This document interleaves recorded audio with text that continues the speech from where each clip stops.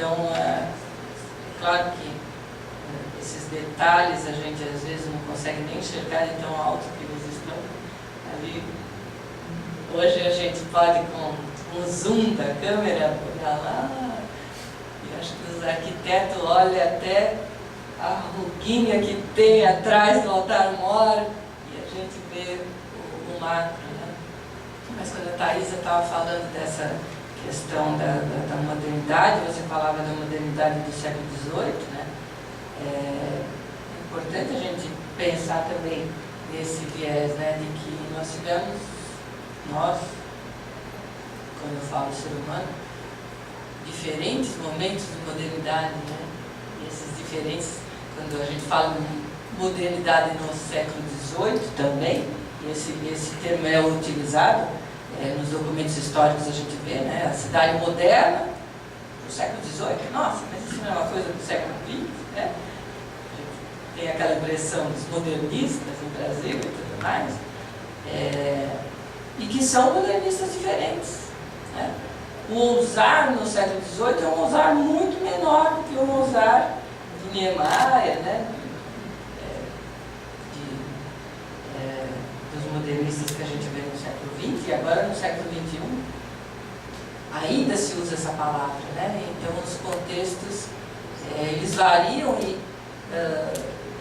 termos de gênero e grau. Então eu só queria assim, colocar mais essa questão da representação nesse imitar, como é que ela se vê, né? No momento em que eu imito, eu estou também registrando uma marca num momento em que a mídia praticamente não existia. A mídia é o quê? A arquitetura também é uma mídia para reforçar valores, reforçar ideias e ideologias. Então, é esse agora, aí a minha resposta sobre o TikTok vai ser um pouco provocativa também. E vou colocar o pessoal para pensar. Você falou assim, que essa liberdade para criar seria limitada. Eles ousariam menos do que nós. De tanto estudar os tratados, os documentos, conhecer essas obras e tentar reconstruir, na medida do possível, a forma de pensar e produzir deles naquele tempo, eu chego à conclusão de que não há uma limitação. Não. E eles não ousavam menos do que nós. Para nós modernos, que somos herdeiros de toda uma concepção filosófica e artística, em que o ineditismo, a originalidade são os fundamentos, quando nós olhamos para esse mundo, a gente pensa assim, mas eles são previsíveis para nós. E para eles também já teriam que ser um pouco previsíveis, porque as representações tinham que ser reconhecidas. Mas para nós, um mundo pós-iluminista, pós-revolução industrial, pós-revolução francesa, psicanálise, fotografia, tudo. Internet, tudo. Esse mundo pode parecer um mundo muito limitado, ou muito menos propenso à expansão da própria produção. E eu acho que a gente acaba olhando para eles com a nossa expectativa moderna. E aí, para nós, eles parecem limitados. Aí eu penso, olha só, há centenas ou talvez milhares de... Vamos nos manter aos exemplos aqui tratados, de igrejas carmelitas e franciscanas que há. O Velho Mundo e o Novo Mundo. Aí eu acho que eles tinham que ser muito mais engenhosos para poder manter a limitação, ou seja, a correção da representação, e ainda assim trazer uma novidade nessa representação que fosse admirável. Para nós, que temos que criar sempre alguma coisa nova, inédita, eu acho que a limitação é maior. Eu, como professor de arquitetura,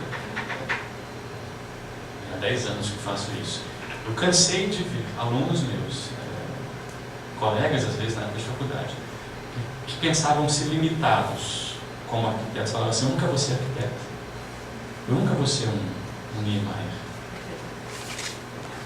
Aí eu uso a ideia de limitação que você colocou. Eu acho que a nossa limitação, ao nos atermos a uma necessidade estrita de ineditismo, evolução e originalidade, eu colocaria para a gente pensar, será que nós não somos mais limitados?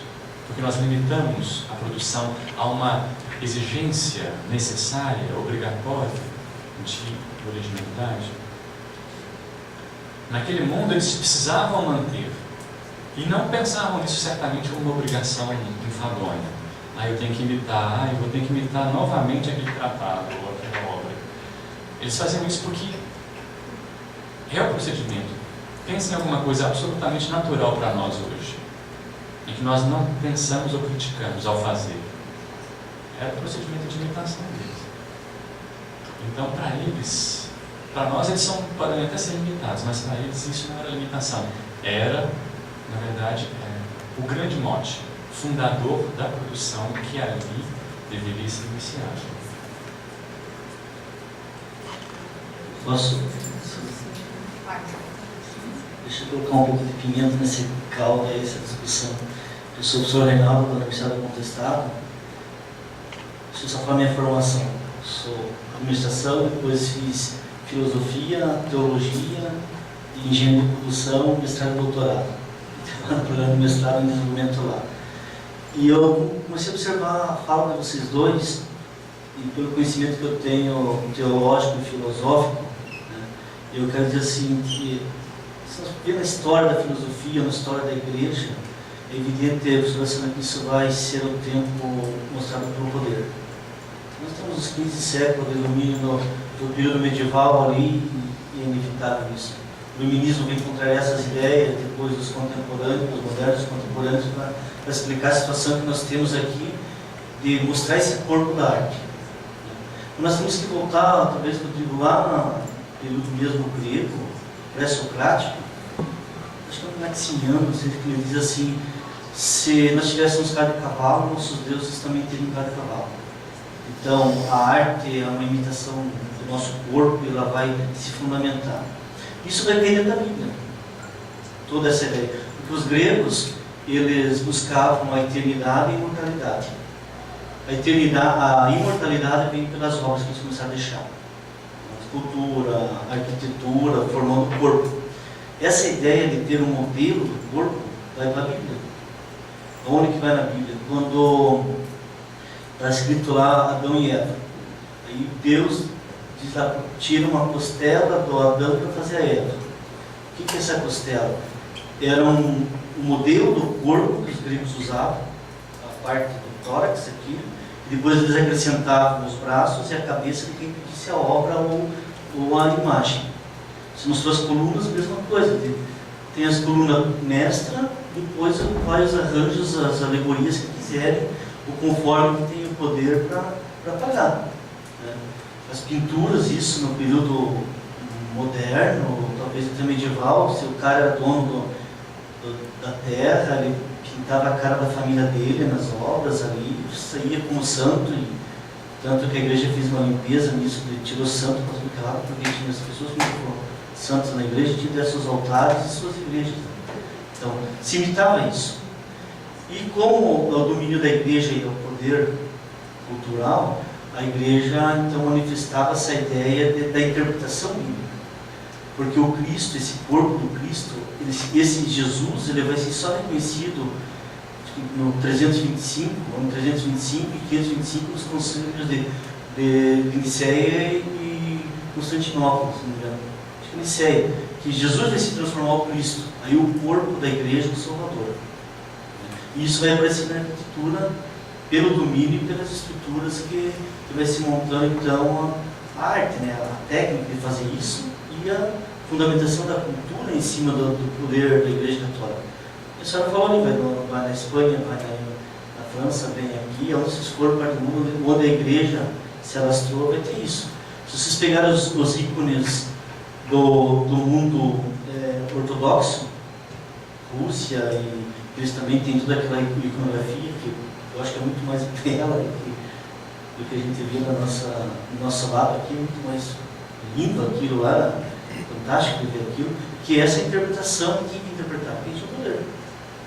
Quem tem o poder, né? deixar de ser imortal. Quando que entra a eternidade dentro disso?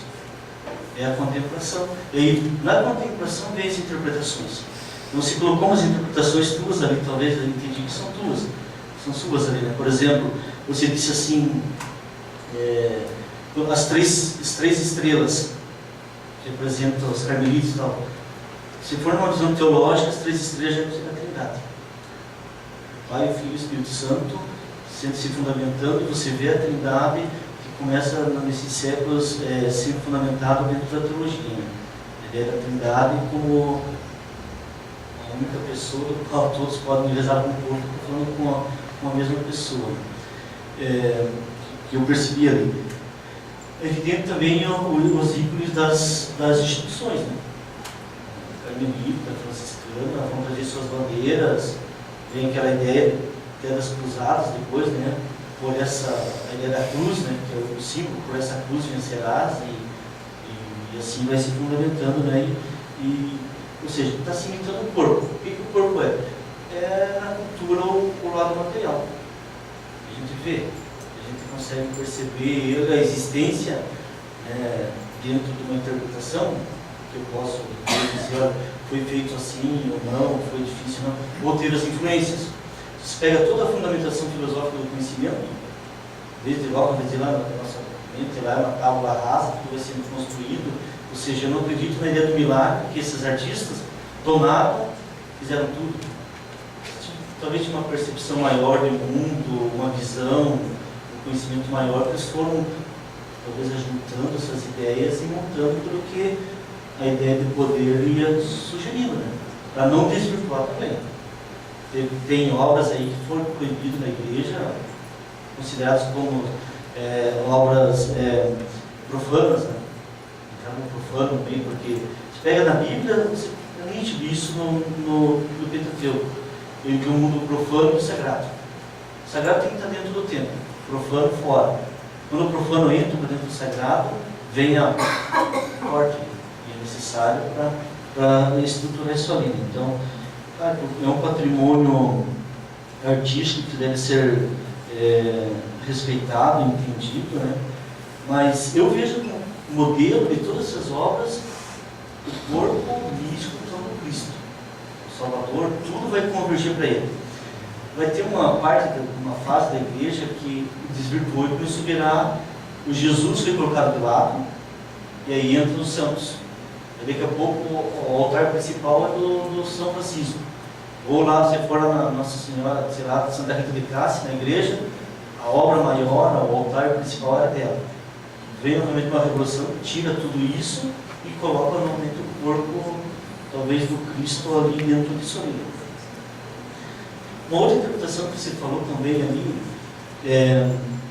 daquele globo com as línguas de fogo, né? Pode ser uma interpretação voltada então à ideia do Pentecostes, né? Eu não colocaria os evangelhos. Se colocou as 4 línguas, os 4 evangelistas. Não pelo seguinte, porque a iconografia dos evangelistas são animais. Marcos, João, Paulo, eles têm os animais que vão configurar o boi, o tigre. Não vai se configurar talvez nessa interpretação ali, do ponto de vista que eu conheço ali dentro disso. E as estrelas eu remeteria a ideia da Trindade, dentro dessa ideia. Gostaria que vocês gostassem desse cálculo para ver se é isso mesmo ou é uma interpretação errônea. Com relação às representações, as 3 cruzes, os tratados carmelitas do século XVII, XVIII, eles referem-se àquelas 3 cruzes como um ícone